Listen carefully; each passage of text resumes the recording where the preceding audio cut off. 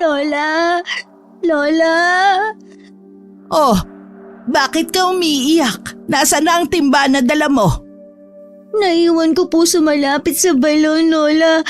Nandun na naman po kasi si Lexa at mga kaibigan niya. Tinutukso ka na naman ba nila?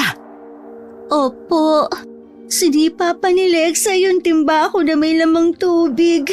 Kaya po natapon. Sumusobra na talaga ang mga batang yon. Mula pagkabata alaga ka na nilang buskahin. Hanggang ngayon ba naman nadalaga na kayo? Humanda sila sa akin. Ngayon nila ako masusubukan. Ano pong gagawin ninyo?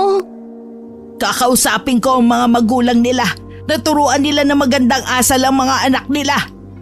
Huwag na po, Lola. Baka kayo lang po ang mapasama. Kilala niyo naman po sila.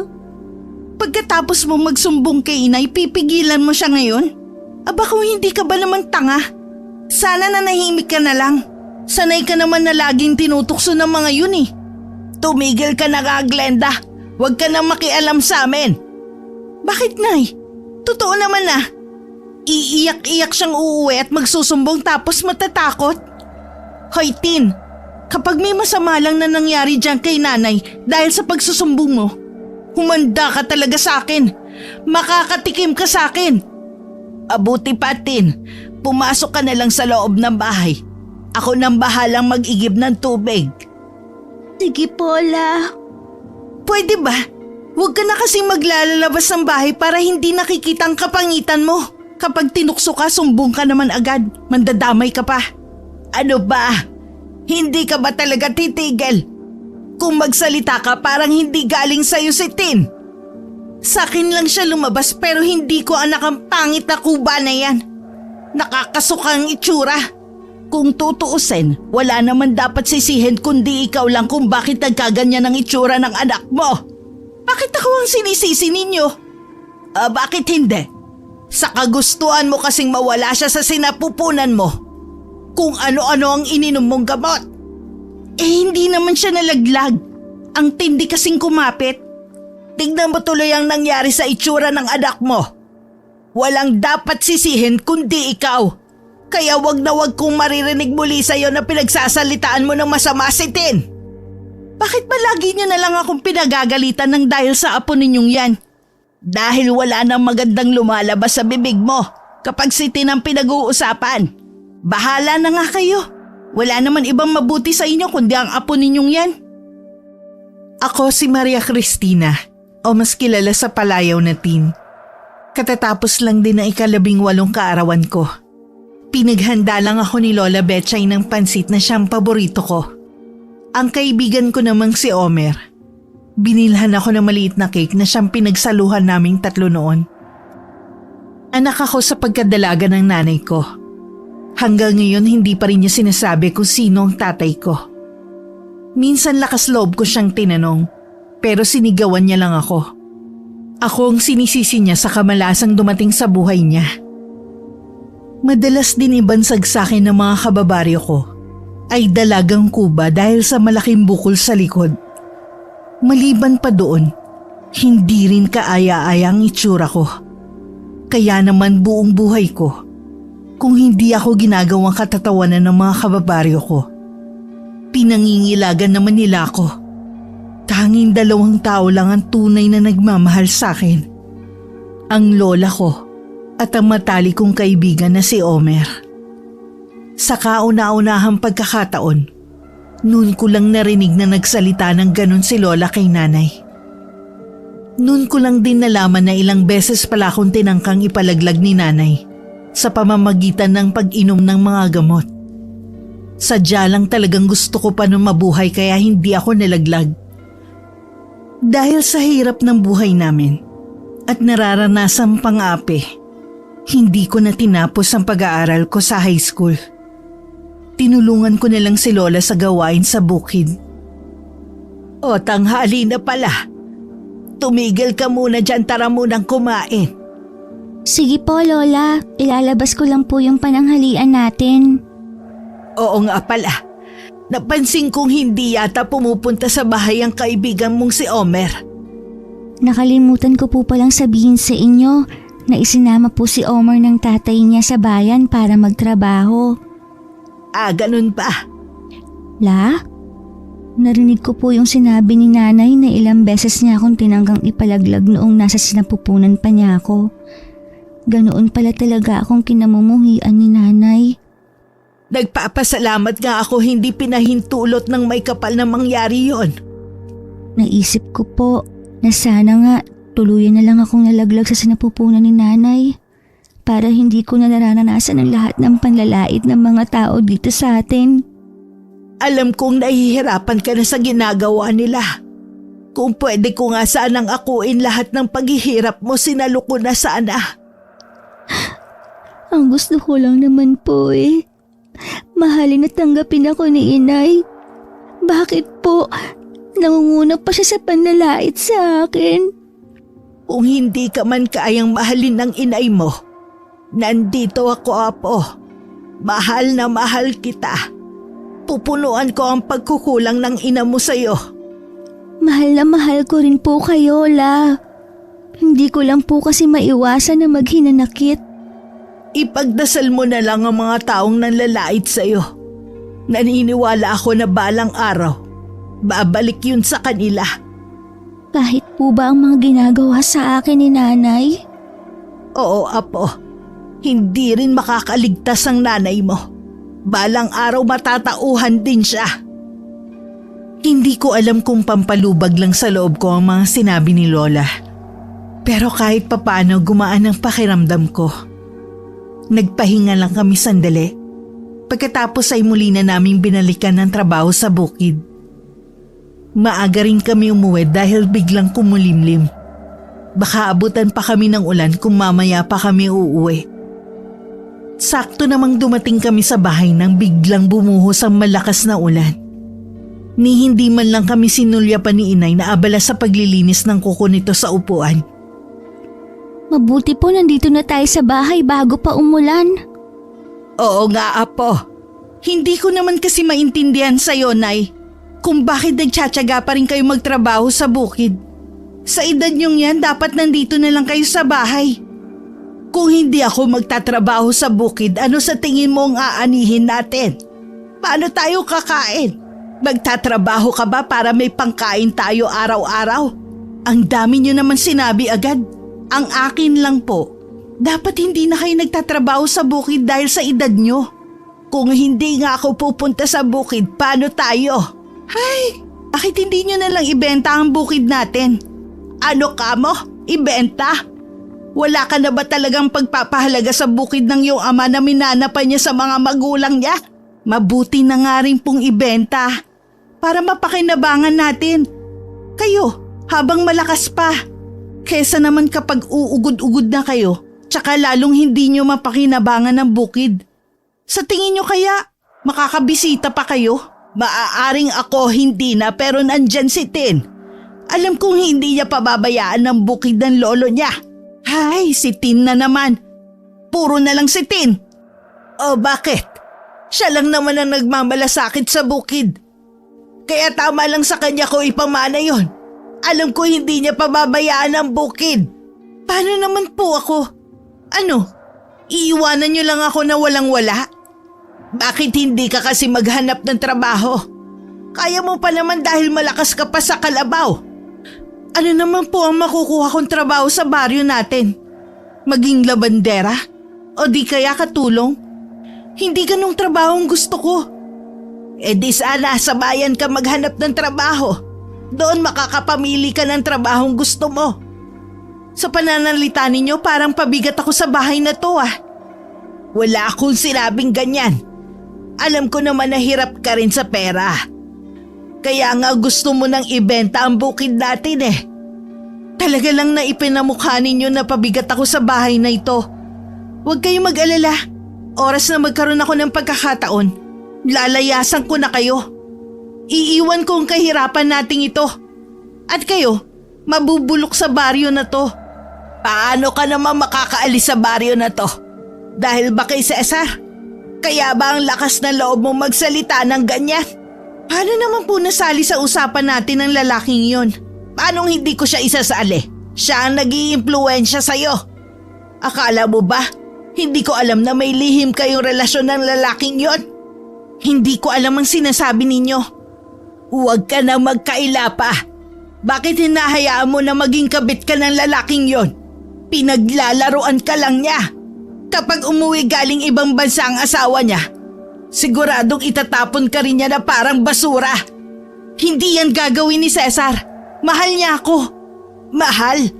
Hindi ka ba talaga nadadala? Ganyan ang mga lalaki. Kung ano-ano ang sasabihin sa'yo para makuha lang niya ang tiwala mo. Sa dami ng lalaki, pamilyadong tao pa talagang pinatulan mo. Hindi ka ba nahihiya? Ang lalaking yun, wala namang ibang pinagkukunan kundi ang perang padala ng asawa na siyang ginagastos din sa'yo. Magkakapera din si Cesar kapag naibenta na ang lupa nila sa silangan. Lahat ng ginastos ng asawa niya, ibabalik din niya ng buong buo. Lupa sa silangan ka mo? Sinabi ba niya na sa kanya yon? Hindi ko alam kung saan kumuha ng kapal na mukha ang lalaking yon. Ang lupa sa silangan, pag-aari din ng asawa at mga kapatid nito. Wala siyang karapatan sa lupa na yon. Sa pamilya niya po ang lupang yon. Dito na ako ipinanganak. Lumaki at nagkaisip, Glenda. Nilupa sa paso, walang pag-aari ang Cesar na yan dito kahit ang pamilya niya. Dahil mga dayo lang sila dito. Masyado ka lang nabubulagan sa mga matatamis niyang salita. Ikaw naman, nagpapauto. Hindi na nakamuha pa si nanay.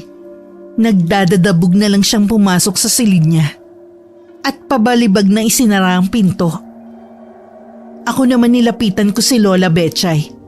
At saka hinagod-hagod ang likod niya. Napansin ko kasing hinihingal siya. Marahil sa pakikipagtalo sa aking ina. Nabigla rin ako sa nalaman ko. Hindi ko akalain na si Mang Cesar, na ama ni Lexa at ang nanay ko, ay may lihim na relasyon pala. Nang mga sumunod na araw, hindi umuwi si nanay. Wala kaming alam kung saan siya nagpunta. Nasa silid pa naman ang mga gamit niya. Kaya batid namin anumang sandali, ay uuwi din siya sa bahay. Saan kaya naroroon ang nanay mo? Nagtanong-tanong na ako sa mga kaibigan niya, pero ni isa sa kanila wala makapagsabi kung nasaan siya. Hindi po kaya kasama niya si Mang Cesar? Sumagi rin yan sa isip ko. Ewan ko ba dyan sa nanay mo? Ang dami naman lalaki dyan, ba't sa pamilyado pa nakipagrelasyon? Baka po nadala lang si nanay sa mga pangako ni Mang Cesar.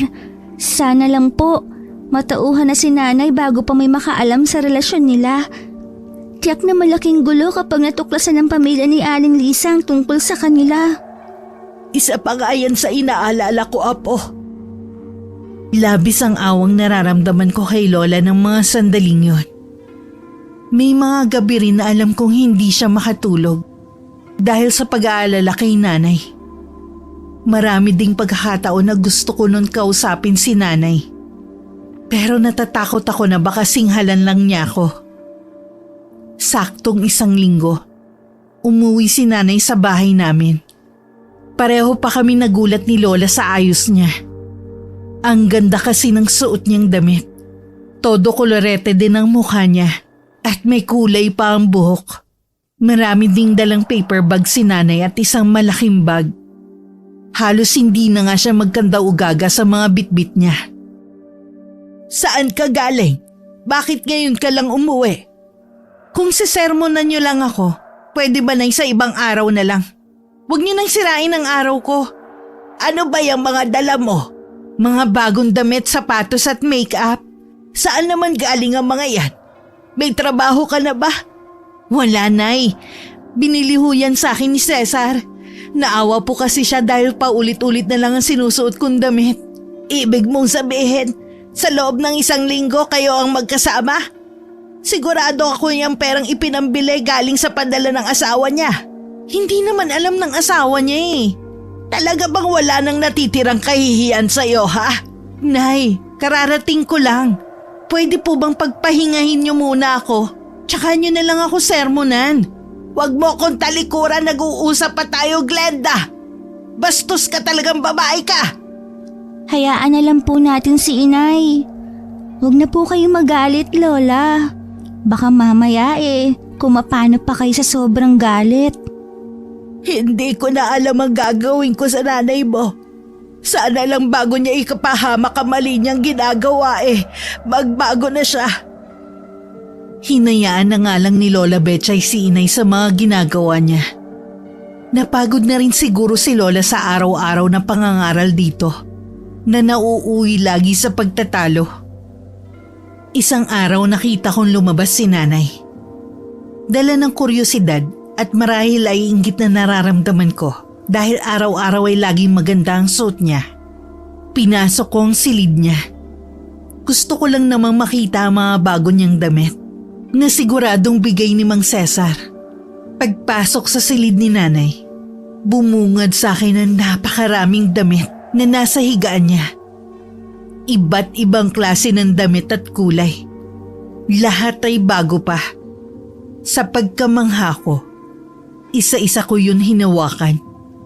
Kinuha ko ang isang kulay rosas na bestida at sinukat habang nasa harapan ako ng malaking salamin. Bigla namang bumukas ang pinto ng silid at pumasok si nanay. Parehong nanlaki ang mga mata namin sa pagkakatingin sa isa't isa. Si nanay ay nagulat dahil nadatnan niya akong nasa loob ng silid niya at hawak pa ang damit niya. Samantalang ako, nanginginig na sa matinding takot. Batid ko na hindi maganda ang gagawin niya sa akin. Lumapit sa akin si nanay at pahablot na kinuhang damit na hawak ko. Pasensya na po, Nay. Nagandahan lang po ako sa damit niyo. Balak mo siguro nakawin ang damit ko, no? Ang kapal naman ng mukha mong kuba ka. Hindi ko po magagawa yun. Anong ginagawa mo sa silid ko? Ano, naiinggit ka kaya gusto mong nakawin tong damit na to? Palibhasa kasi. Kahit mabuti na ang buhok mo sa kakatrabaho sa bukid, hindi mo mararanasan na makabili ng ganitong klaseng damit. Pasensya na po talaga, Nay. Hindi na po ako ulit pumasok dito. Talagang hindi na. Dahil sisiguraduhin ko na magtatanda ka na sa gagawin ko sa'yo. Nay! Ang buhok ko po! Kakalbuhin talaga kitang kuba ka. Pangit ka na nga, magnanakaw ka pa. Tama na po, Nay! Hindi na po ako uulit. Pangako po! Lola, tulungan niyo po ako!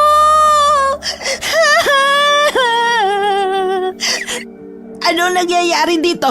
Bakit mo sinasabunutan ng apo ko? Lola! Sige, kampihan niyo ang kuba na yan. Ako na naman ang masama sa paningin niyo. Ikaw naman talaga ang masama. Noon pa man, malupit ka na sa anak mo. Lahat naman ng tao dito sa baryo natin, malupit sa babaeng yan. Papaanong hindi sila magiging malupit? Ultimo ikaw na inanitin, malupit sa kanya.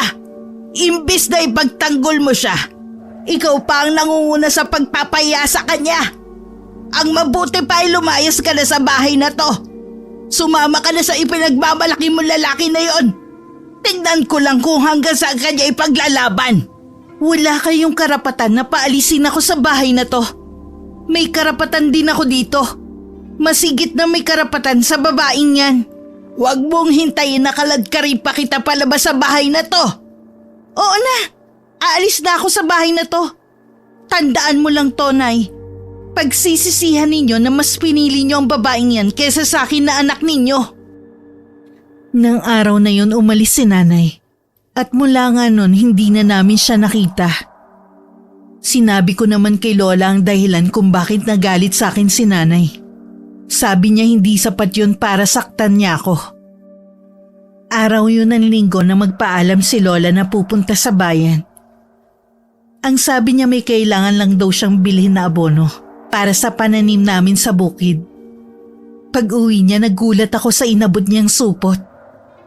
Nang tingnan ko kasi yun, 3 klase ng bestida na iba-iba ang disenyo at kulay.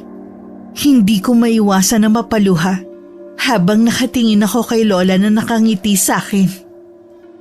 Pasensya ka na, Apo. Nakalimutan kong matagal na pala kitang hindi nabibilhan ng bagong damit.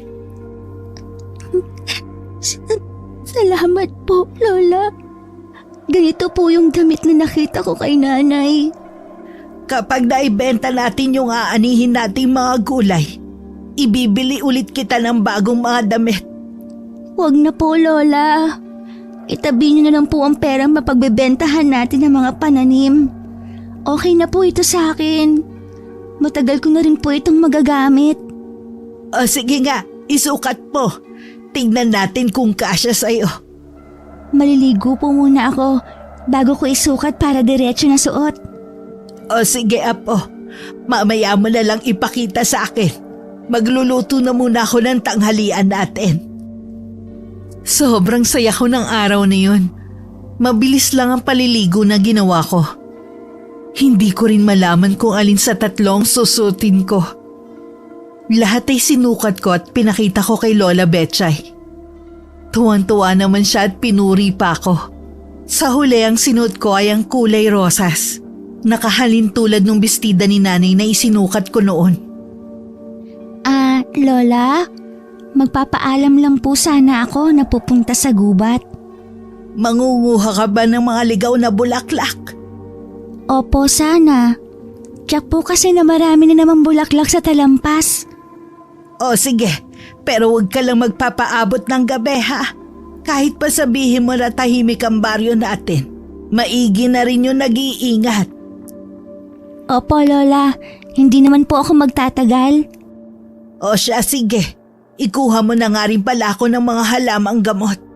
Paubos na rin kasi yung nakalagay ko sa bote eh. Sige po, ikukuha ko din po kayo. Aalis na po ako. Mag-iingat ka. Laging ganun ang dahilan ko kay Lola Betchay tuwing pumupunta ako sa gubat. Bata pa lang ako, ay malimit na ako maglaro sa loob ng kakahuyan. Kaya kabisado ko na ang paikot-ikot sa lugar. Pinapayagan na rin naman ako ni Lola mula pa noon. Dahil alam niya na wala akong ibang kalaro. Si Ate Camila ang pinupuntahan ko tuwing nagpapaalam ako kay Lola Betchay. Maliban kasi kay Omer, tinuturing ko rin siyang kaibigan. Nung bata ako dahil sa pagtakas sa mga batang humahabol at bumabato sa akin, napadpad ako sa teritoryo nito. Muntik na akong mahulog nun sa malalim na hukay. Mabuti na lang nakita at iniligtas niya ako. Mula nga noon naging malapit na ako kay Ate Camila. Kinatatakutan at pinangingilagan siya ng mga tao sa baryo namin. Dahil sa kumakalat na balita na siya raw ay isang mabagsik na mangkukulam. Kahit si Lola ay hindi siya gusto. Ang pagkakaalam ni Lola, sa bundok siya nakatira. Wala siyang kaalam-alam na nasa bukana lang ng gubat naroon ang bahay ni Ate Camila. Hindi lang agad kasi mapapansin dahil sa mga naglalakihang puno sa paligid. Hindi pa man ako kumakatok. Bumukas na agad ang pinto ng bahay ni Ate Camila. Kumusta ka na? Mabuti naman at naisipan mo kung dalawin dito sa bahay ko. Pasensya ka na, Ate Camila. Marami kasing gawain sa bukid kaya hindi ako nakadalaw sa inyo itong mga huling araw. Ayos lang yon. Naiintindihan naman kita. Tumuloy ka na muna. Saluhan mo ako sa pagmemeryenda ko. Wala ka bang napapansin sa akin? Ang ganda ng bestida mo. Dalagang-dalaga ka na sa suot mong yan. Tsak na lola mong bumili niyan, tama ba? Oo, wala naman ibang magbibigay sa akin kundi si Lola lang. Alam mo, 3 itong binili ni Lola Betchay, pero ito ang pinakagusto ko sa lahat. Kahawig kasi ito, pati ang kulay nung bestida ni Nanay. Kumusta na nga palang nanay mo? Tuluyan na niya kaming iniwan ni Lola. Hindi ko alam kung babalik pa siya. Siguro, mabuti na rin ang ginawa niya. Kaysa naman sa lagi kanyang pinagsasalitaan ng masasakit na salita at sinasaktan pa. Alam ko, Kahit hindi magsalita si Lola, nag-aalala pa rin siya kay nanay. Kahit ako, nag-aalala rin ako sa kanya. Likas talaga sa'yo ang may mabuting puso, Tin. Sana hindi ka magbago sa kabila ng hirap na pinagdadaanan mo. Sa totoo lang, Ate Camila, pagod na rin ako sa lahat ng ginagawa ng mga tao sa akin simula bata pa ako. Hindi ko naman kasalanan kung bakit ganito ako kapangit eh.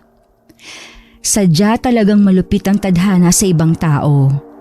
Magpakatatag ka lang at huwag mawawala ng pag-asa. Balang araw, matutupad mo rin ang matagal mo nang hinihingi. Oo, Ate Camila. Kayo ni Lola at Omar lang ang laging nagbibigay sa akin ng inspirasyon para magpatuloy mabuhay. Inabutan muna ako ng merienda ni Ate Camila habang nagkukwentuhan kami. Binigyan din niya ako ng mga halamang gamot ni Lola Betchay, maging ng mga iba't ibang klase ng bulaklak. Kay Ate Camila talaga galing ang inuwi kong bulaklak at mga halamang gamot. Sinabi ko lang kay Lola na kinuha ko yun sa gubat. Bago mag-alas 5 ng hapon, nagpaalam na ako kay Ate Camila. Hinatid pa niya ako sa bukanan ng gubat at tinanaw habang naglalakad. Pagdating sa bahay, nadatnan kong nagtatalo sina Lola at Nanay. Hindi ako papayag na makuha mo ang titulo ng bukid. Bakit ba nakikipagmataasan pa kayo? Hindi nyo na nga mapapangalagaan ang bukid dahil matanda na kayo. Kaya mabuti nang ibenta na lang natin nang lahat tayo makinabang. Hindi ka ba talaga makaintindi? Hindi ko gustong ibenta ang bukid. Ibigay nyo na sa akin. May karapatan din ako sa lupa na yun. Inaalisan na kita ng karapatan doon. Ipapamana ko ang bukid at maging itong lupa at bahay na to kay Tin. Sa kanya ko iiwan lahat. Hindi ako makakapayag na sa pangit ako ba na yung mapupuntahan para sa akin. Wala siyang karapatan. Anak ko lang siya. Kung naging mabait ka lamang sana kay Tin, mararamdaman mo kung gaano kabait at kalambing ang anak mo sa kabila ng panlabas niyang itsura. Pero dahil sa pagiging makasarili mo, anak mo ang nagdurusa. Wala akong pakialam sa babaeng yun. Siya nagdala ng kamalasan sa akin. Kita mo nga, iba ang tingin sa atin ng mga kababaryo natin dahil sa apo nyo. Huwag mong sisihin ang apo ko sa mga nangyayari sa buhay mo. Ikaw ang nagdala ng kamalasan sa buhay natin. Dahil sa pagtatangka mong ipalaglag siya nung nasa sinapupunan mo pa lang siya, kaya kami namalas. Tama na nga ang usapan natin tungkol sa babaeng yun. Nasaan ang titulo? Umalis ka na. Baka kung ano pang magawa ko sa'yo. Hindi ako aalis dito hanggat hindi ko nakukuha ang sadya ko. Nay, huwag niyo na pong awayin si Lola. Matanda na po siya. Isa ka pa. Ikaw ang dahilan kung bakit ayaw ibenta ni Nanay ang bukid. Mahalaga po sa amin ni Lola ang bukid dahil yun lang po ang naiwang alaala ni Lolo. Kapag naibenta po yun, paano na kami ni Lola? Hindi kasi kayo nag-iisip. Kapag naibenta ang bukid, malaking pera yun. Pwede tayong magbagong buhay. Magnegosyo kayo ni Nanay. At ikaw, dahil sa pera na yun, pwede kang gumanda. Buo ng pasya ko. Kahit anong mangyari, hindi ko ibebenta ang bukid. Makukuha mo lang ang titulo kapag patay na ako. Walang nagawa si Nanay kundi ang umalis. Tinapunan pa niya ako ng matalim na sulyap bago lumabas ng bahay. Nilapitan ko naman si Lola Betchay na hawak ang dibdib niya. Pinaupo ko muna siya at saka ko kumuha ng isang basong tubig. Agad naman yun ininom ni Lola. May ilang beses pa noon nagpabalik-balik si Nanay para kumbinsihin si Lola na ibigay na ang titulo. Meron na daw itong kausap na bibili. Ngunit nagmatigas pa rin si Lola. Hanggang marinig ko na pinagbantaan niya ang sariling ina. Hindi na nakapagpigil pa si Lola. Napagbuhatan niya ng kamay si Nanay. Hindi ko makalimutan na matalim na tingin ni Nanay kay Lola. Kahit ako nakaramdam ng takot na baka kung anong gawin niya kay Lola. Ilang araw nang hindi ako mapakali nun. Dahil nag-aalala ko na baka bumalik na naman sa amin si Nanay. Gumanda lang ang araw ko nang dumating bigla si Omer. Kahit si Lola Betchay ay nagulat sa pagdalaw ng kaibigan ko. Nagmano pa si Omer kay Lola bago inabot ang pasalubong nito. Iniwan na muna kami ni Lola sa sala para makapag-usap kami. Pasensya ka na, Tin, kung ngayon lang ako nakapunta rito. Kauwi lang kasi namin ni tatay kahapon eh. Ayos lang yun. Tama lang naman na unahin mo ang trabaho para kahit papaano makatulong ka sa inyo. Babalik ka pa ba sa bayan? Si tatay na lang. Medyo mabigat na kasi yung natitirang trabaho doon. Hindi ko na rin yun kakayanin. Ah, ganun ba? Ano bang naging trabaho mo sa bayan? Helper ni tatay sa ginagawa nilang bahay. Mabuti nga nakapagtrabaho kahit papano. Nakabili ako ng mga gamit ng mga kapatid ko para sa pasukan. Ikaw, wala ka na bang balak pang pumasok sa kolehiyo? Naku, masyadong magastos ang pagpasok sa kolehiyo. Magtatrabaho lang siguro ako para makatulong sa gastusin sa bahay. Sayang naman kung hindi ka magpapatuloy sa pag-aaral mo. Matalino ka pa naman. Talagang ganito atang kapalaran natin mga mahihirap eh. Huwag na nga natin pag-usapan yun. Siya nga pala, ang nanay mo. Hindi na siya dito umuwi. Kung ganun, totoo palang kumakalat na balita. Anong balita? Wala pa ba kayong alam ni Lola Betchay? Na ano nga? May relasyon palang nanay mo at si Mang Cesar. Bigla kasing dumating ang asawa ni Mang Cesar. Sabi, nahuli niya sila. Kaya nga napalaya si Mang Cesar sa bahay nila eh. Buong ang kanata ng asawa niya, galit sa kanya. Alam mo ba kung saan ngayon si nanay? Hindi eh. Huwag ka na muna pala maglalabas. Alam mo naman na galit si Lexa. Baka mamaya sa'yo naman ibunto ng galit niya sa nanay mo. Kaya siguro pinipilit niya si Lola na ibenta na ang bukid namin dahil wala na siyang pera. Pinagbantaan pa niya si Lola kaya siya napagbuhatan ng kamay. Nagawa yun ng nanay mo kay Lola Betchay? Oo, Omer. Kaya nga ako natatakot eh. Baka bigla na naman siyang dumating dito. Ngayon ko lang naisip. Kaya siguro siya desperada na dahil kailangan niya ng pera. Mag-iingat kayo dito ni Lola Betchay. Pumunta ka lang sa bahay kapag kailangan mo ng tulong. Oo, alam ko naman na maaasahan kita. Hindi na rin nagtagal si Omer sa bahay namin. Hinatid ko pa siya sa may pintuan. Sa di kalayuan, nakita ko si Lexa na masama ang tingin sa akin. Hindi ko na lang siya pinansin at pumasok na ako sa loob ng bahay namin. Agad kong kinausap si Lola tungkol sa mga sinabi ni Omer. Tungkol kina nanay at Mang Cesar. Yan na nga bang sinasabi ko? Hindi talaga nag-iisip ang nanay mo. Ano po ang gagawin natin, La? Matanda na ang nanay mo. Hayaan na natin siya ang lumutas ng problema niya. Kaya po siguro pilit niyang kinukuha sa inyong titulo ng lupa. Kailangan niya ng pera. Para ano? Gagastusin nila ng lalaking yon? Hindi niya makukuha ang titulo kahit anong mangyari. Kahit matigas pa rin ang pagtutol ni Lola na ibigay ang titulo ng bukid kay nanay, hindi pa rin mawala sa akin ang pag-aalala. May kaba pa rin sa dibdib ko na hindi ko may paliwanag. Kapag ganun may bumabagabag sa akin, kung hindi si Omer, si Ate Camila ang hingahan ko ng saloobin ko. Kaya naman habang nananahi si Lola, nagpaalam ako sa kanya na pupunta lang sa gubat. Agad naman niya akong pinayagan. Nung magkaharap kami ni Ate Camila, tsaka ako sinabi sa kanya ang bumabagabag sa akin. Nauunawaan ko ang pinagmumula ng takot mo, Tin. Kailangan mo mas maging matatag kesa dati. Marami pang pagsubok ang kailangan mong harapin. Anong ibig mong sabihin, Ate Camila? Nararamdaman ko lang ang haharapin mong pagsubok. Wala na bang katapusan ng pagsubok sa akin? Minsan, naiisip ko na pagsubok pa ba ito o parusa na? Huwag mong isipin na parusa yan sa'yo. Mas lalo mo lang pinabibigat ang nararamdaman mo. Ano man ang mangyari, tandaan mo, nandito lang ako para sa'yo. Alam ko naman yon, Ate Camila. Habang nag-uusap kami ni Ate Camila, bigla namang bumuhos ang malakas na ulan. Kaya nagpatila muna ako. Pasado 6:00 na nang huminto ang ulan. Katulad ng dati, hinatid ako sa bukana ni Ate Camila. Habang pauwi, bigla ko nakaramdam ng kakaibang kaba sa dibdib ko. Binilisan ko na lang ang paglalakad ko. Baka kasi nag-aalala na si Lola Betchay sa akin. Malayo pa lang sa bahay, narinig ko na ang malakas na sigawan. Lalo ko nang binilisan ang paglalakad ko.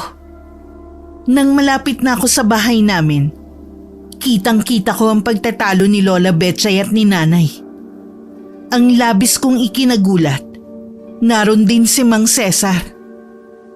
Bago pa man ako makalapit, nakita kong tinulak ni Mang Cesar si Lola Betchay na siyang dahilan para mahulog si Lola sa may hagdan.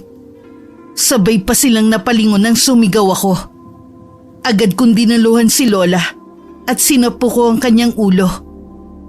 Galit kong nilingon ng dalawa na nasa puno ng hagdan at tulala ring nakatingin sa amin. Ang sama ninyo! Ano bang ginawa ng Lola para gawin niyo to sa kanya? Hindi namin sinasadya. Nakikipagmatigasan pa kasi siya eh. Magbabayad kayo sa ginawa ninyong ito! Lalo ka, Nanay! Anong gagawin natin, Cesar? Mabuti pang tumakas na tayo. Huwag niyo nang tangkain na tumakas! Magbabayad kayo sa ginawa ninyo! Lola! Hihingi po ako ng tulong. Hintayin niyo po ako. Sa lumang tapayan, Apo. Huwag na po kayong magsalita. Tatawagin ko lang po si Omer. Tumayo na ako at umalis habang sumisigaw ng tulong. Hindi pa man ako nakakalayo, nakasalubong ko na si Omer. Umiiyak na sinabi ko sa kanya ang nangyari. Bumalik na rin kami agad sa bahay pero ganun na lang ang sindak naming dalawa nang makita ang ginawa ni Mang Cesar kay Lola. Isang malaking bato ang ibinagsak nito sa mukha ni Lola Betchay. Bago pa ako makagawa ng ingay ay agad nang tinakpan ni Omer ang bibig ko at hinila ako sa isang tabi para makapagtago. Pagkatapos hinila na niya ako paalis sa lugar kahit pilit ako nagpupumiglas. Sa likod ng bahay nila ay meron dating kamalig. Doon ako dinala ni Omer. Omer! Si Lola! Kailangan natin balikan! Nakita mo naman yung ginawa ng hayop na Mang Cesar na yun. Kung bumalik tayo dun, tiyak na pati tayo napahamak na rin. Magsumbong tayo! Sige na, Omer! Kailangan natin balikan si Lola Betchay! Oo, hihingi tayo ng tulong. Sa ngayon dito ko lang. Huwag kang aalis dito. Ako lang ang lalabas para humingi ng tulong. Nang umalis si Omer, walang tigil ang pag-iyak ko. Paulit-ulit na rumihistro sa utak ko ang nasaksihan kong ginawa ni Mang Cesar sa lola ko. Habang si Nanay ay wala man lang ginawa. Buong gabi ako nag-iiyak. Makailang beses ko ring tinangkang lumabas, pero lagi ako nauunahan ng matinding takot. Sa pinagsama-samang pagod at pag-aalala, hindi ko na namalayan na makakatulog ako. Agad akong bumangon at sinilip ang labas. Namamanaag na ang liwanag. Nagtataka na rin ako kung bakit hindi bumalik si Omer kagabi. Hindi ko naman napigilan ang pagbalong ng luha sa mga mata ko. Hanggang maging hagulgol na yun. Hindi ko na namalayan kung ilang oras akong umiiyak. Hanggang mamalayan ko na lang na nasa loob na pala si Omer. Bakit ngayon ka lang? Kumusta si Lola? Wala na si Lola Betchay. Sana nga hindi na lang totoo ang lahat ng to. Pero wala na talagang lola mo, Tin. Lalong lumakas ang iyak ko. Naramdaman ko na lang na mahigpit ako niyakap ni Omer. Hindi ko na alam kung gaano katagal ako pumalahaw ng iyak. Nang may masmasan ako, Agad kong niyaya si Omer na puntahan namin si Lola. Pero nanatili lang siyang nakatayo at nakatingin sa akin. Hinawakan ko na ang kamay niya at hinila siya palabas ng kamalig. Ngunit hindi siya natinag. Bakit ba? Ano bang problema? Pagod ka na bang tulungan ako? Pwes, ako na lang mag-isa ang pupunta kay Lola Betchay. Kahit kailan hindi ako mapapagod na samahan ka sa kahit anong problema. Ano nga ang problema mo? Kasi pinaghahanap ka ng mga kababaryo natin. Ha? Bakit nila ako hinahanap? Kasi ikaw ang tinuturo nilang pumatay kay Lola Betchay. Ano? Alam mong hindi ako. Nakita mo kung sino pumatay kay Lola. Bakit ako pinagbibintangan nila? Dahil nauna nang magsumbong ang nanay mo sa kapitan. Sinabi niya narinig niyang nag-aaway ka ni Lola Betchay at itinulak mo sa sagdan. Saka mo binagsakan ng bato. Pinaliktad din nanay ang kwento. Mas kinampihan pa niya ang lalaki niya kaysa sa akin na sarili niyang anak. Sumagot nga ako kanina. Sabi ko hindi mo yun magagawa. Sana sinabi mong nasaksihan natin pareho ang nangyari. Yun nga sasabihin ko eh. Kaya lang natakot din ako. Patawarin mo kung wala akong nagawa. Akala ko ba magkaibigan tayo? Sabi mo, sasamahan mo ako sa lahat ng problema ko. Oo, magkaibigan tayo, hindi yun magbabago. Bigyan mo lang ako ng ilang araw. Sasabihin ko rin sa kanilang nasaksihan ko.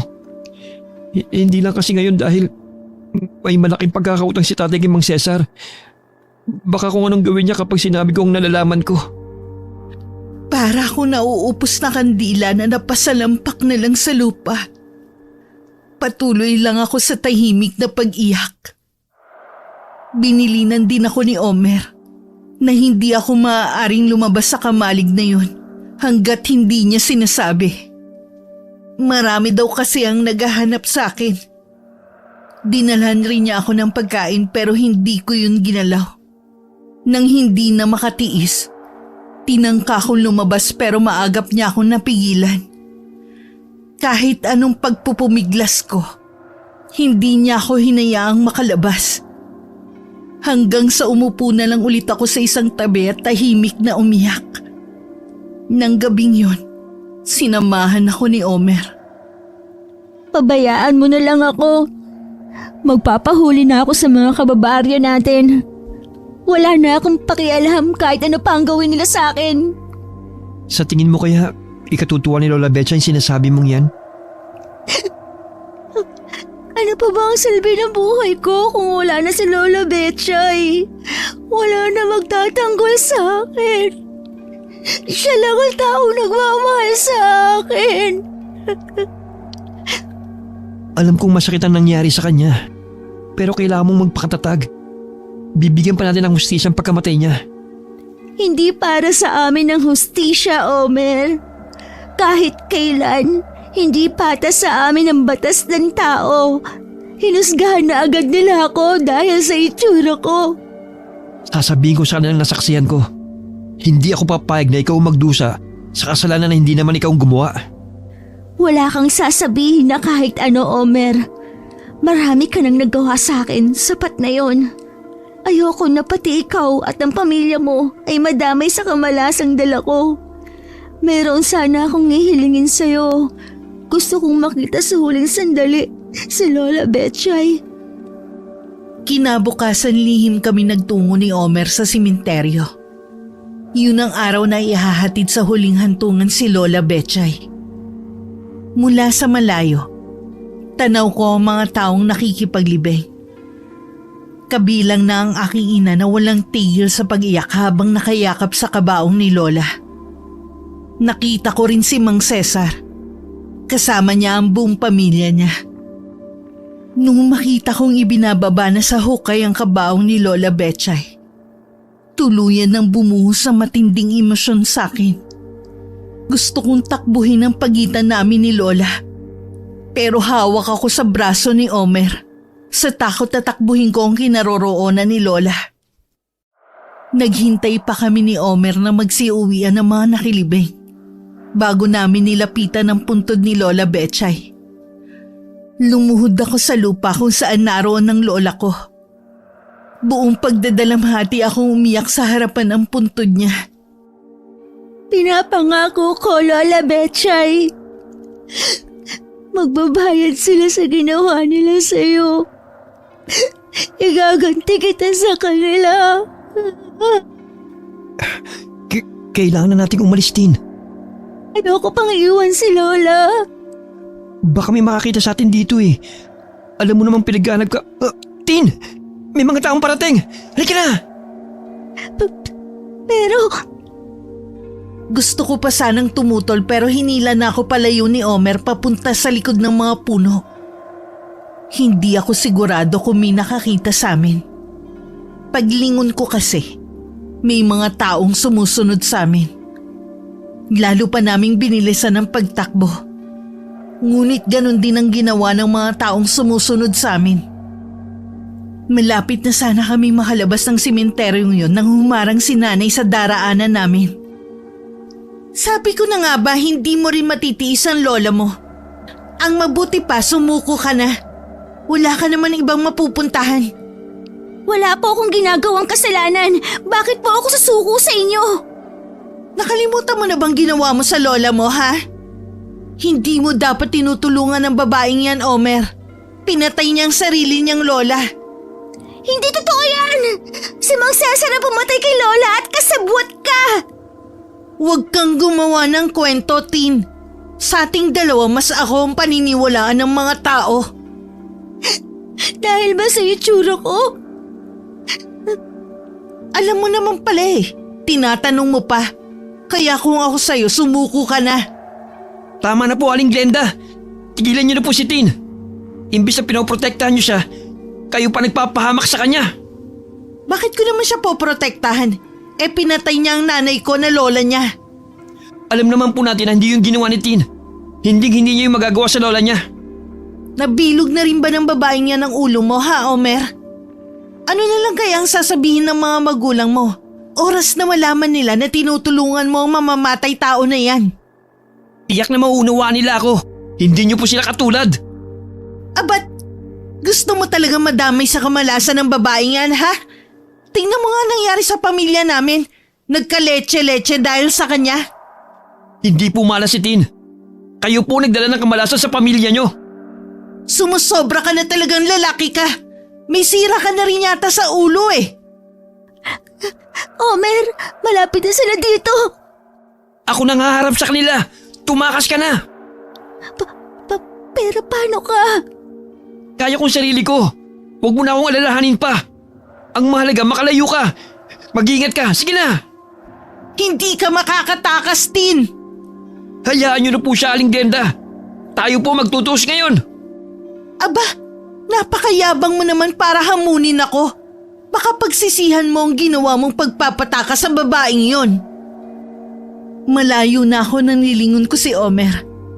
Nakapalibot na sa kanya ang mga taong humahabol sa amin. Gusto ko sanang bumalik pero bigla ko naalala ang mga sakripisyo ni Omer sa akin. Ayokong sayangin yon.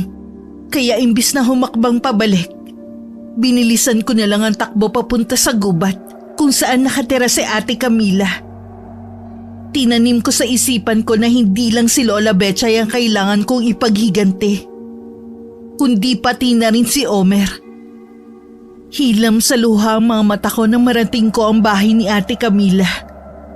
Makailang ulit akong kumatok pero walang nagbubukas. Bigla akong kinabahan na baka nakarating na kay Ate Camila ang nangyari at pinaniwalaan niyang kasinungalingan ni nanay. Ngunit bago pa ako mapahagulgol ng iyak, dumating na si Ate Camila na may dalang bayong.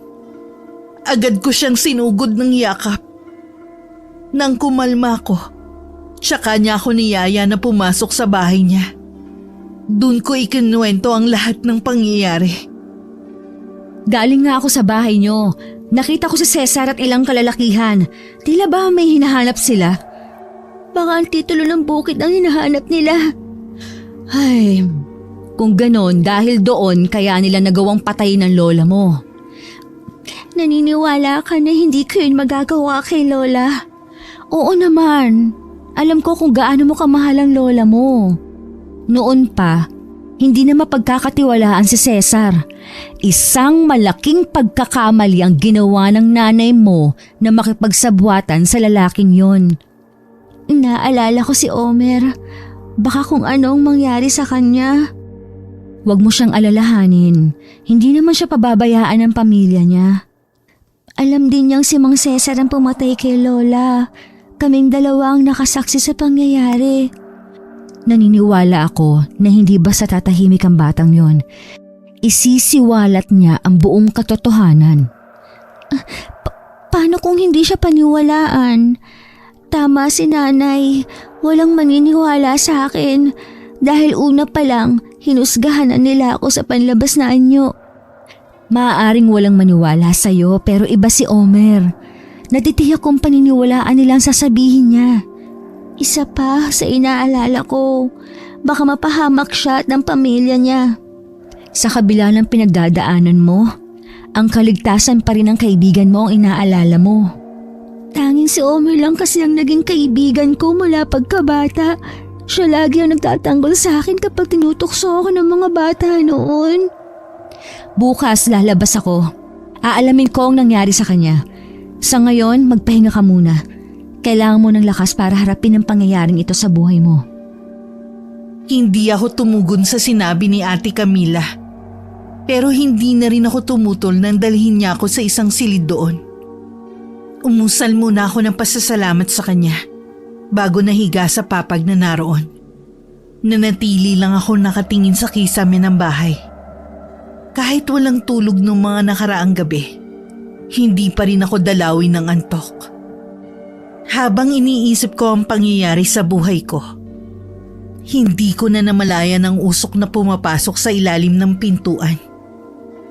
Ilang sandali lang, hinihila na ako ng kamalayan ko hanggang makatulog na nga ako.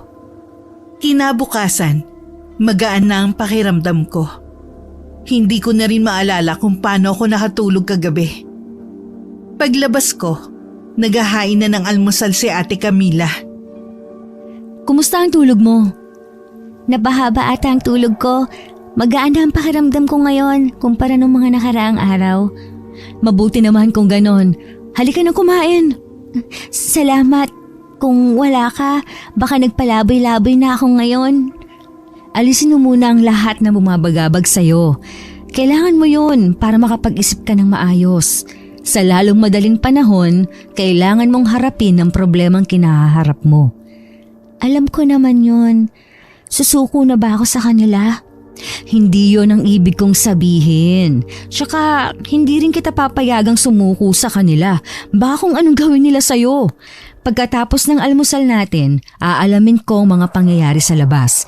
Hintayin mo lang ako dito. Ligtas ka sa bahay ko. Maraming salamat talaga, Ate Camila. Siya nga pala, pwede ba ako humingi sa'yo ng pabor? Oo naman. Sabihin mo lang kung ano at gagawin ko sa abot ng aking makakaya. Nung matapos ang almusal namin, nagpaalam na rin si Ate Camila. Nagbilin lang siya na anumang marinig sa labas ng bahay, wag na wag akong lalabas. Tumango lang ako sa kanya. Tinanaw ko na lang ang pag-alis niya tsaka isinara ang pinto.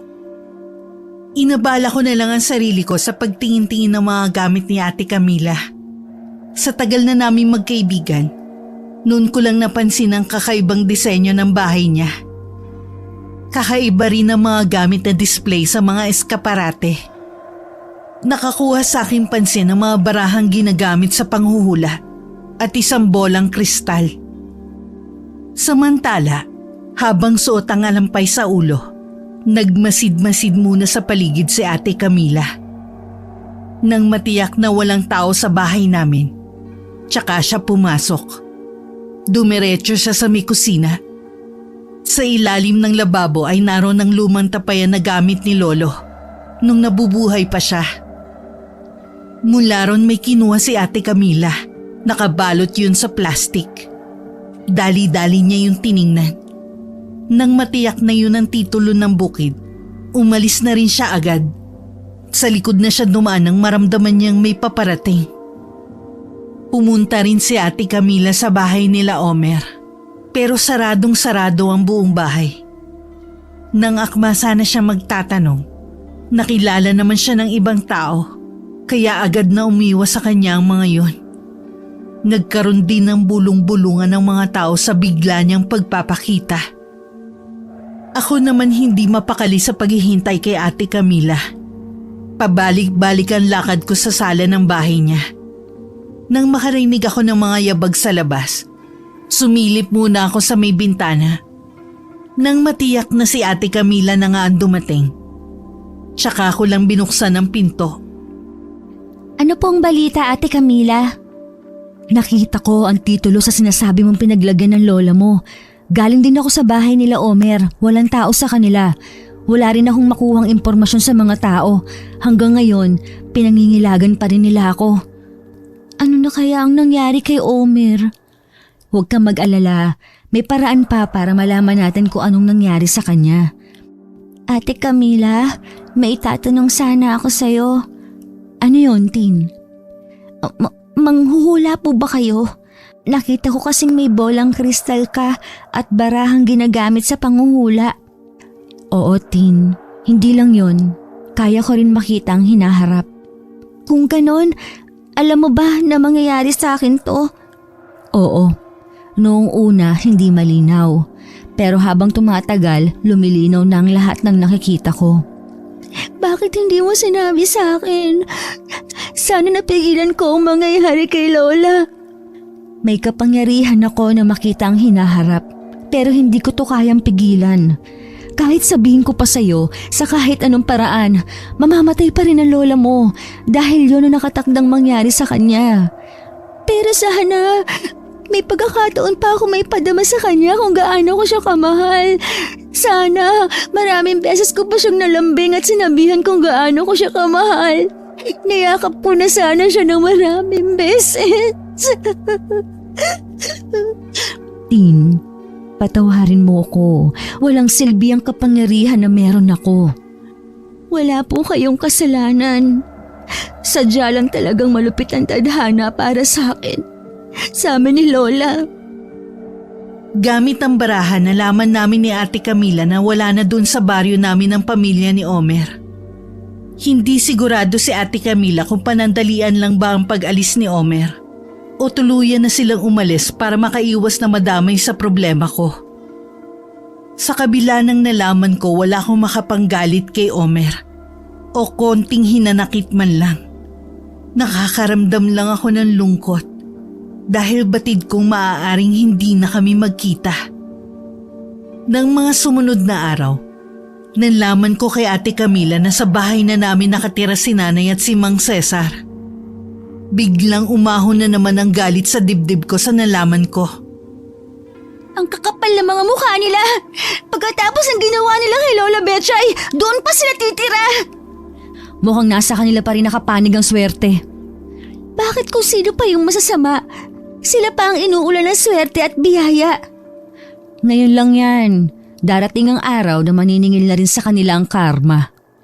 Tulungan mo ako, Ate Camila. Gusto kong gumanti sa kanila. Sigurado ka ba na gusto mo silang gantihan? Nanay mo pa rin si Glenda. Wala na akong pakialam sa kanya. Mula nung patayin nila ng lalaki niya si Lola Betchay, pinutol ko na ang kaugnayan ko sa kanya. Hindi ko na siya ina. May alam ako kung paano ka makakaganti. Pero handa ka ba sa magiging kapalit? Kahit ano pa yan, handa ako. Ang mahalaga lang sa akin ay makaganti sa ginawa nila kay Lola Betchay. Kung ganon, tutulungan kita sa gusto mong gawin. Ilang araw nang laman ng isip ko ang mga pinag-usapan namin ni Ate Camila.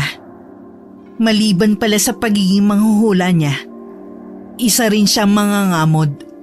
Isang uri ng mangkukulam na gumagamit ng lupa para pasakitan ng taong kinamumuhian nila.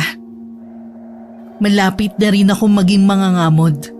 Oras na matapos ang ritual ng pag-aalay ng aking kaluluwa, kapalit ng kapangyarihan na hinihingi ko. Nung gabing kabilugan ng buwan, nag-alay kami ni Ate Camila ng isang manok. Idinilig namin ang dugo nun sa lupa habang isinasagawa ang ritual. Nang sumunod na araw, napansin ni Ate Camila ang pananahimik ko. Kahit hindi ka magsalita, alam ko kung anong pinaplano mo. Mag-iingat ka lang sa paglabas mo. Hindi na kasi ako makapaghintay sa gagawin ko sa kanilang paniningil. Naiintindihan ko. Habang tumatagal, mas lalo kang nasasabik sa mga plano. Basta, huwag mong kalilimutan ang mga bilin ko sa'yo. Dumating ang sandali na pinakahihintay ko. Sinadya kong gabi lumabas ng bahay ni Ate Camila. Tinahak ko ang daan pauwi sa bahay namin. Malayo pa lang nakaramdam na ako ng pananabik. Na muling masilayan ang bahay kung saan ako lumaki at nagkaisip. Nang tuluyan na ako makalapit, natanaw ko si nanay na nasa may bintana. Tila may hinihintay siya. Malamang si Mang Cesar. Nagkubli muna ako sa likod ng puno ng sampalok nang maramdaman ang pagdating ni Mang Cesar. Agad naman siyang sinalubong ni nanay ng yakap. Lalong kumulo ang dugo ko sa eksenang nakita. Dumakot ako ng lupa, tsaka yung binulungan habang nakatingin sa dalawa. Biglang humangin ng malakas na siyang dahilan para mahintakutan ng dalawa at pumasok sa loob ng bahay. Ilang sandali lang ang lumipas. Narinig ko na lang ang malakas na tili ni nanay. Sunod-sunod kasi ang pagsabog ng mga ilaw sa loob ng bahay. Kinabukasan naman, dinalaw ko ang puntod ni Lola Betchay. Naramdaman ko muli ang matinding pangungulila at pagdadalamhati ko sa pagkawala niya. Sa simenteryong yun, maririnig ang malakas kong panaghoy. Lingid din sa akin bumalik na si Omer sa baryo namin. Wala akong kamalay-malay na binugbog siya ni Mang Cesar, kasama ng mga kaibigan nito. Muntik na nung bawian ng buhay si Omer kung hindi dumating ang ama niya. Kauuwi lang nun ni Omer, sinugod na agad niya si nanay sa bahay namin. Wala ka talagang kadala-dala ah. Sumugod ka pa talaga rito. Baka gusto mong mabugbog ulit. Saan niyo tinatago si Tin? Kagaya ba ni Lola Betchay? Pinatay niyo na rin siya? Hindi namin alam kung nasan ang babaeng yon. Sana nga inuuod na lang siya para mapagbayaran niya ang ginawa niya kay inay. Ang sama niyo. Pinaninindigan niyo talaga ang kasinungalingan niyo. O bakit? Nung ba nagsabi ka ng katotohanan, pinaniwalaan ka ba? Di ba hindi? Kakaarmahin din kayo sa mga ginawa niyo kay Tin at kay Lola Betchay. Umalis ka na dito bago ka padatnan ni Cesar. Baka tuluyan ka na niya. Mula sa kinatatayuan ko napaluha na lang ako. Hindi pa pala ako kinalimutan ni Omer. Hanggang ngayon inaalala pa rin niya ako. Ipinako ko ang sarili ko sa kinatatayuan ko para hindi siya lapitan. Nakita ko pa ang galit sa mga mata niya nang lumingon sa bahay namin at saka mabilis naglakad palayo. Nung umuwi ako sa bahay ni Ate Camila, abala siya sa barahan niya. Umupo na lang ako sa harapan niya at pinanood ang ginagawa niya. Magandang sinasabi ng baraha. Tungkol kaninong kapalaran ang binabasa mo? Sa iyo. Sa wakas, unti-unti na rin natutupad ang ninanais mong paghihiganti. Gusto kong mas matindi pa sa kamatayan ng lola kong maging kamatayan nila. Punong-puno ng galit ang puso mo. Tila nabura na ang mabait na Tin na nakilala ko noon. Si nanay ang dahilan ng pagbabago ko. Ang kalupitan ng mga tao sa paligid ko at ang ginawa nila kay Lola Betchay. Dapat lang nilang matikman ang malupit kong paghihiganti. Minsan dumalaw ako sa puntod ni Lola Betchay, naabutan ako doon ni Omer. Hindi na rin ako nakaiwas sa mga pagtatanong niya kung saan ako naglalagi. Lahat ng mga tanong niya sinagot ko. Sinabi ko rin sa kanya na kay Ate Camila ako nakatira. Sa bahay ng babaeng mangkukulam na yung ka nakatira? Hindi ka ba natatakot sa kanya? Alam mo naman na… Katulad mo, matagal ko na rin siyang kaibigan. Pasensya ka na kung hindi ko sinabi sa'yo. Alam ko kasi na hindi maganda ang iniisip mo sa kanya. Hindi nga. Dahil sa mga kumakalat na usapan tungkol sa kanya. Humihingi pala ako ng dispensa sa nangyari sa'yo. Hindi ko alam na ganun ang ginawa sa'yo ni Mang Cesar. Wala ka namang kasalanan eh. Sa totoo lang, Dismayado ako sa mga tao rito. Sinabi ko kasing nakita ko. Pero nagmukha akong sinungaling. Hindi sila naniniwala na si Mang Cesar at ang nanay mong pumatay kay Lola Betchay. Hayaan mo na. Wala na tayong magagawa sa kanila. Paano mabibigyan ng hustisya ang Lola Betchay mo? Ako na ang bahala sa bagay na yun. Nang titigan ako ni Omer, bigla akong umiwas. Natakot ako na baka mabasa niya sa mga mata ko ang nilalaman ng isip ko. Hindi na rin nagtagal ang pag-uusap namin. Gamit ang alampay ni Ate Camila, muli kong tinakpan ang ulo ko. Bago maghiwalay, humingi din ng permiso si Omer. Kung maaari akong dalawin sa bahay ni Ate Camila na pinayagan ko naman. Ayos lang naman kung pupunta dito si Omer. Mabuti nga yun para may iba kang nakakausap maliban sa akin. Salamat, Ate Camila. Natutuwa ako at nagagawa mo ng umiti kahit papaano. Nandito pa rin ang bigat sa dibdib ko. Ang magpapasaya lang sa akin ay ang makita ang paghihirap ng mga taong umapi sa akin. Lingid sa kaalaman ko, nag-umpisa na ang sumpang iginawad ko kay Mang Cesar. Namimilipit siya sa matinding sakit na nag-umpisa sa binti niya. Humihiyaw na rin siya sa matinding sakit hanggang tuluyan na siyang maratay sa higaan. Gustuhin man ng pamilya na alagaan siya. Wala naman makatagal sa matinding amoy na nagmumula sa kanya. Para yung nabubulok na laman. Ang ipinagtataka pa ng pamilya niya, tuwing umaga may nagigisnan silang mga lupa sa silid nito. Para bang merong ipinapahiwatig sa kanila. Kahit ang magaling na albularyo na sinundo nila sa kabilang baryo, nagsasabi na matindi ang galit ng gumawa nun sa lalaki. Walang kahit sino di umano makakapagligtas sa kanya. Noon nila napag-alaman na kulam ang pinagmumulan ng sakit nito.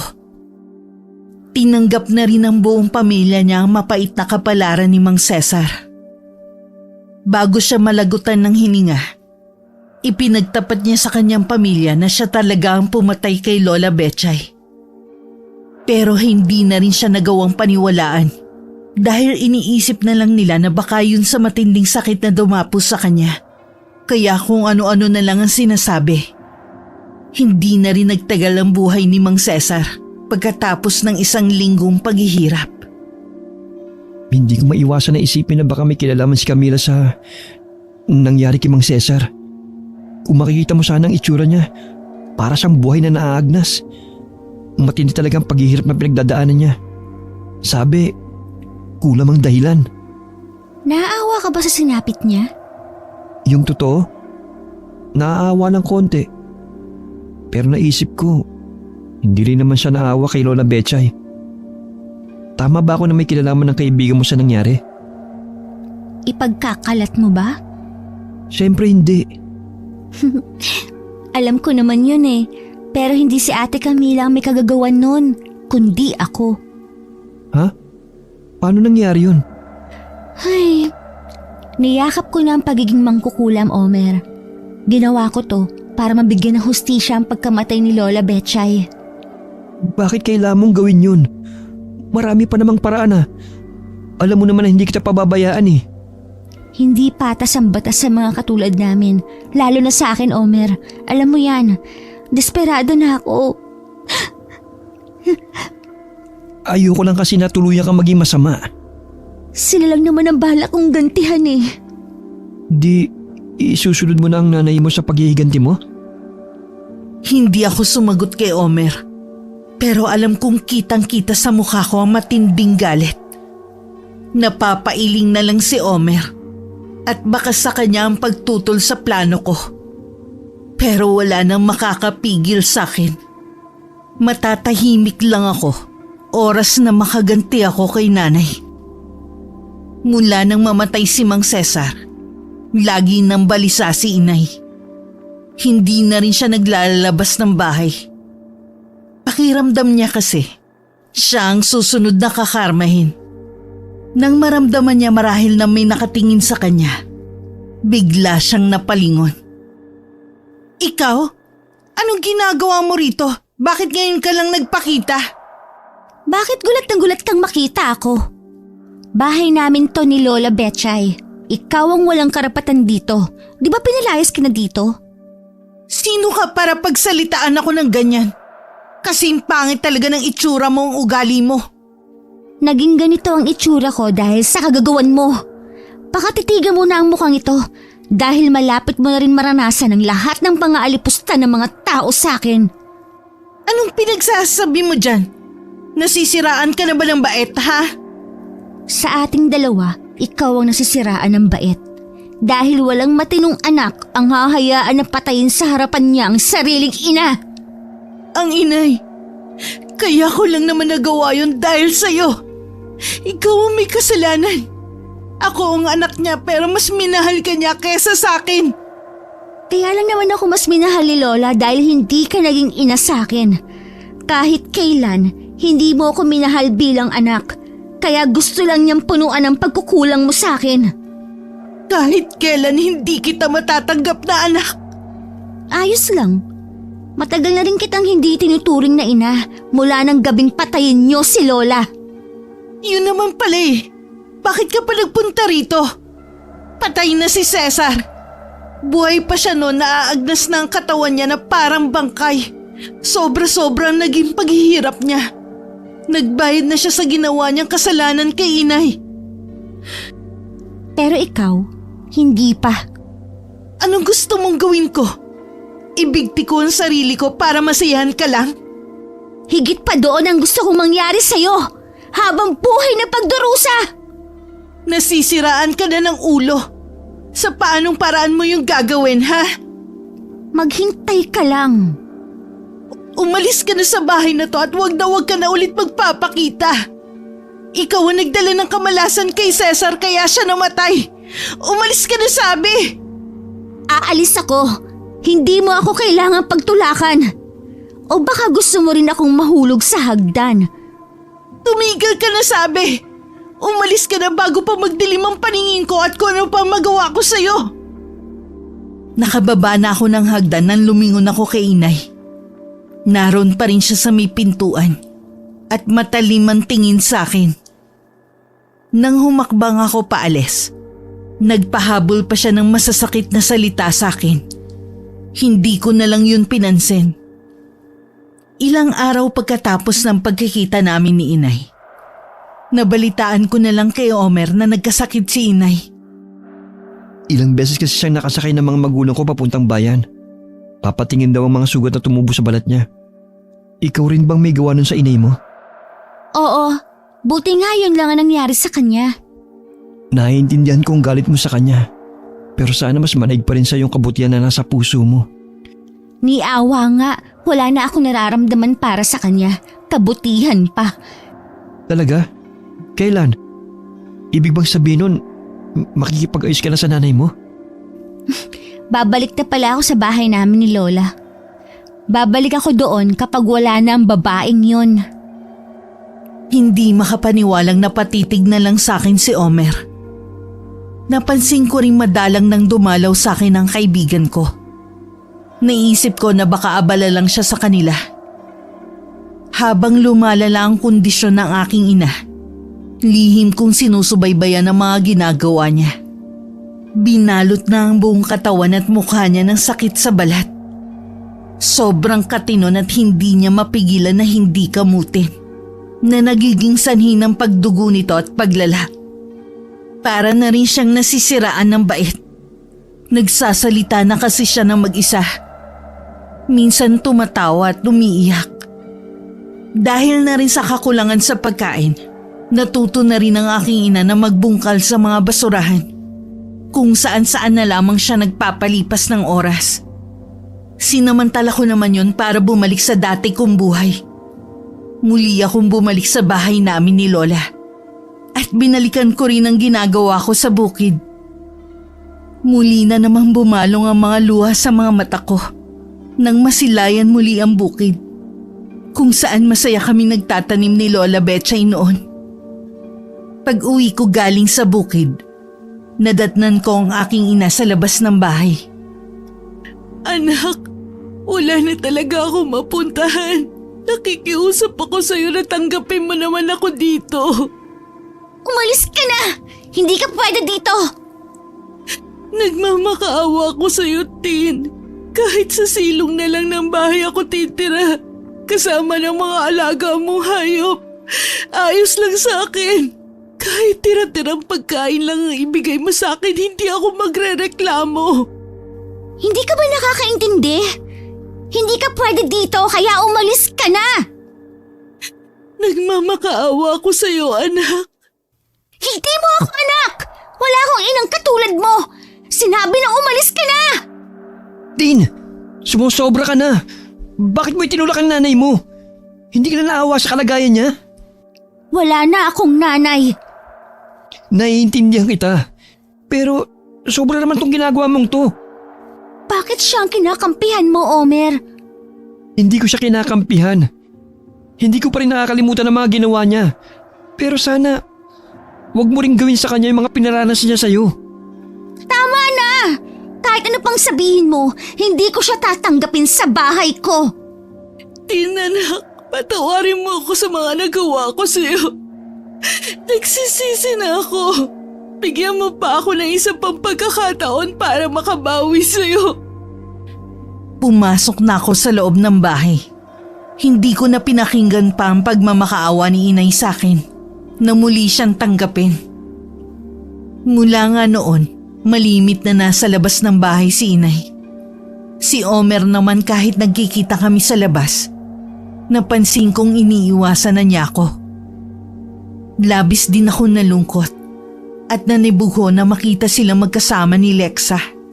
Parang dinudurog ang puso ko sa nakikitang pagtatawanan nila. Pag-uwi ko sa bahay, naroon na naman si inay at naghihintay sa akin.